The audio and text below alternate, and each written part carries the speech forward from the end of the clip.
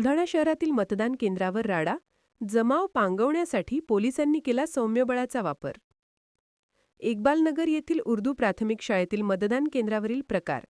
Bogus मतदान होत असल्याचा आरोप करत काँग्रेस पदाधिकाऱ्यांनी 3 ते 4 जणांना पकडून चोप दिला.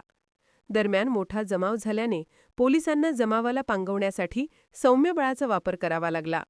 सध्या परिस्थिती नियंत्रणात असून घटनास्थळी जिल्हा पोलीस अधीक्षक, उपविभागीय पोलीस अधिकारी दाखल झाले आहेत. परिस्थिती नियंत्रणात आहे.